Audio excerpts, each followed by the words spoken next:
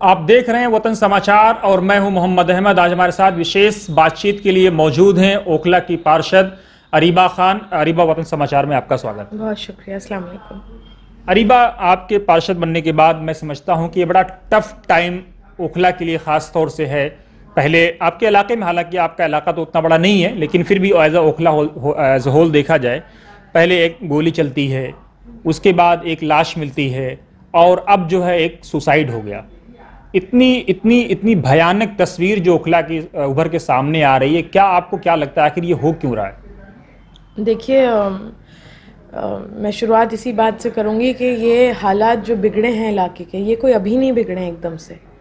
आप पिछले कुछ सालों का अगर उठा के देख लें रिकॉर्ड, तो ये कंटिन्यूस यहाँ पे ये एक्टिविटीज़ चल रही हैं, क्रिमिनल एक्टिविटीज़। पिछले 8 सालों में, 8-10 सालों के अंदर यहाँ पे क्राइम रेट का लेवल इतना ज़्यादा बढ़ गया है कि जो हादसे यहाँ 3-4 साल में कभी हुआ करते थे, उनकी फ्रीक्वेंसी 3-4 महीने पे हो गई और अब वो 3-4 दिन पे आ गई है। उसका रीज़न देखिए कई सारे हैं। सबसे मेजर जो रीज़न है वो यही है कि जो एडमिनिस्ट्रेशन और पुलिस है, उनकी कोई भी इन चीज़ों पे एक्शन नहीं है, कोई कार्रवाई नहीं हो रही, किसी तरह भी सीरियसली इस सिचुएशन को वो लोग टैकल नहीं कर रहे हैं। जो यहाँ पे एक नशे का कारोबार चल रहा है, जो एक नेक्सस चल रहा है ड्रग पेडलर्स का, ड्रग माफिया का, जिसमें हर तरह के इंटॉक्सिकेंट्स अवेलेबल कराए जा रहे हैं, एक्सेसिबल हो गए हैं बहुत इजीली बच्चों को, कुछ बहुत सस्ते पैसों में, बहुत कम रेट में ये चीज़ें यहाँ पे अवेलेबल कराई जा रही हैं और इस पे पुलिस की कोई सख्ती नहीं है किसी भी तरह से। इसीलिए ये हालात इतने बिगड़ते जा रहे हैं। फिर जब तक पुलिस देखिए एक्शन नहीं लेगी सही तरीके से, देखिए पुलिस को अच्छी तरह मालूम है, पुलिस को सिर्फ मेरे वार्ड का नहीं या किसी और वार्ड का नहीं, पूरे ओखला विधानसभा का पुलिस को अच्छी तरह मालूम है गली गली और चप्पे चप्पे में क्या एक्टिविटीज़ चल रही हैं, कौन किस चीज़ में इन्वॉल्व है, कहाँ पे क्या हरकतें हो रही हैं। उसके बावजूद पुलिस की इन एक्टिविटी का क्या मकसद है? मकसद यही है कि पुलिस चाहती है कि इस इलाके के जो नौजवान हैं या बच्चे हैं वो इन चीज़ों में मुलव्विस रहें और अपने आप को तबाह और बर्बाद कर लें। क्योंकि यहाँ पे इतने सालों में पुलिस बिल्कुल ढील दी हुई है इस मुद्दे पे, इस चीज़ को लेकर।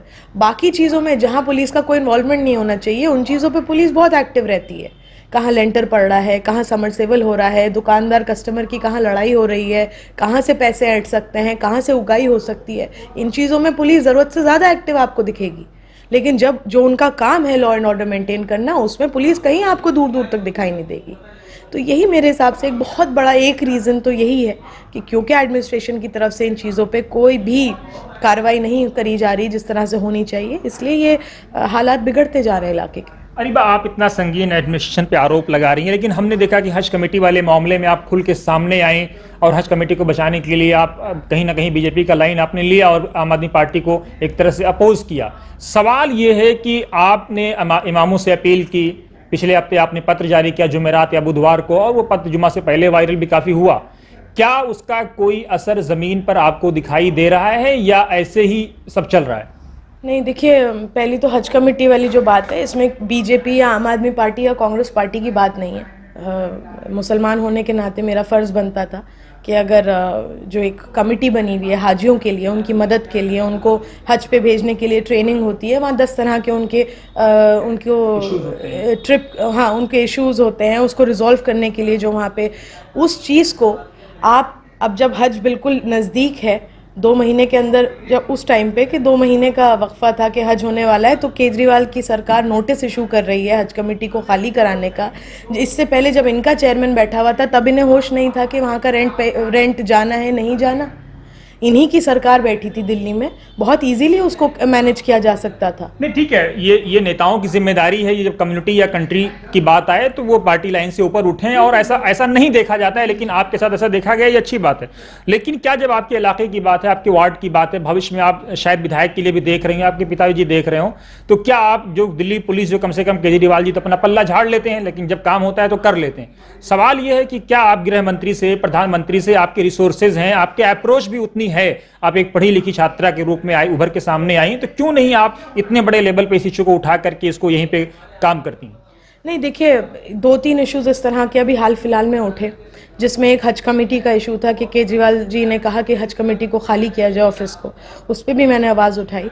और हज कमेटी की जो चेयरमैन है कौसर जहाँ जी, उनसे भी मैंने इसी के मुतालिक मुलाकात करी।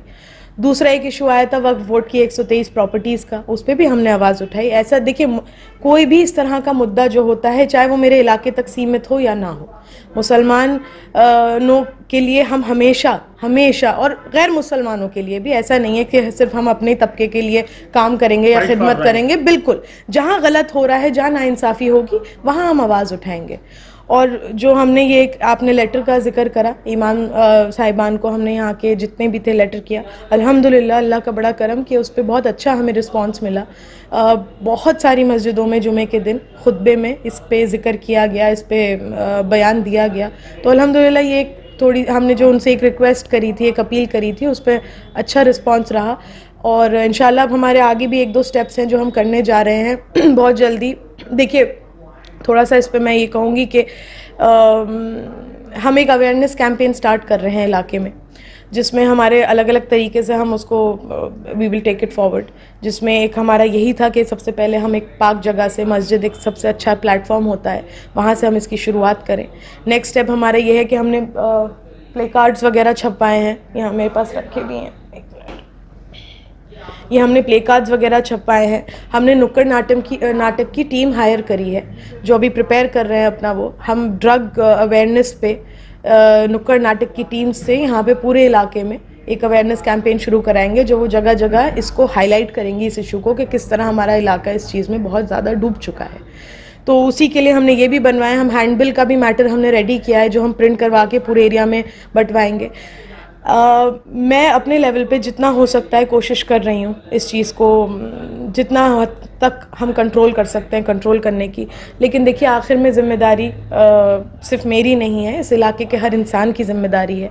अरे बात सवाल वहीं पे पैदा होता है जहाँ ये परसेप्शन रहा हो कि ओखला में इंटेलेक्चुअल्स का एक हब है, जामिया मिल्लिया इस्लामिया यहीं पर है, देश के तमाम बड़े संगठन, जमात इस्लामी, जमीयत अहले हदीस या जमीयत उलमा से जुड़े हुए लोग, तकरीबन तमाम लोग यहाँ पर मौजूद हैं। उसके बाद इतना बड़ा डिजास्टर एक दिन में तो नहीं होगा, इसकी पृष्ठभूमि सालों से तैयार हुई होगी, तब ये जो है बम फूट के सामने आ रहा है। बिल्कुल बिल्कुल। और देखिए, मैं वही बात कि हमारे इलाके में माशाल्लाह हर ऑलमोस्ट इन एवरी फील्ड यहाँ पे बहुत आपको यहाँ रिनाउंड जर्नलिस्ट भी मिलेंगे, आपको यहाँ बहुत अच्छे NGOs भी मिलेंगे, यहाँ सोशल एक्टिविस्ट भी हैं जो बहुत एक्टिवली, जिन्होंने चाहे वो कोविड हो, चाहे वो दंगे हुए हों, या जो भी कोई सोशल इशू हो, उन्होंने बहुत एक्टिवली काम किया है। इस सिर्फ मेरे वार्ड में नहीं, पूरी ओखला में आपको माशाल्लाह इस किस्म के लोग मिलेंगे। और मेरी उनसे रिक्वेस्ट और अपील है कि ये भी बहुत एक it's a very serious issue, इस पे भी उतनी ही ज़ोरों से आवाज़ उठानी ज़रूरी है, उतनी ही इंटेंसिटी से काम करना ज़रूरी है। मेरा सपोर्ट हमेशा सब लोगों के साथ है। मैं भी उनसे अपील करती हूँ कि आप भी मेरे साथ इस मुहिम में जुड़ें। और जो भी इलाके के ज़िम्मेदार लोग हैं, देखिए, एक कहीं ना कहीं ये सिर्फ किसी एक फैमिली तक सीमित नहीं है। ये बात जो लगातार 10 दिन में 3-4 इंसिडेंट हुए हैं, कभी कहीं सुसाइड का इंसिडेंट है, कहीं कोई क्रिमिनल एक्टिविटी, मर्डर का इंसिडेंट हुआ है, इसमें सिर्फ कोई 1 या 4 फैमिलीज अफेक्ट नहीं हुई हैं, पूरा ओखला इफेक्ट हुआ है, हमारा पूरा इलाका अफेक्ट हुआ है। और इसको सुधारने के लिए पूरे इलाके को ही एक होना पड़ेगा, क्योंकि अभी 4 फैमिलीज अफेक्ट हुई हैं, कल को ये मेरी या आपकी फैमिली हो सकती है, खुदा न खास्ता, अल्लाह ना करे, कल को 4 फैमिलीज और अफेक्ट हो सकती हैं, 10 और हो सकती हैं।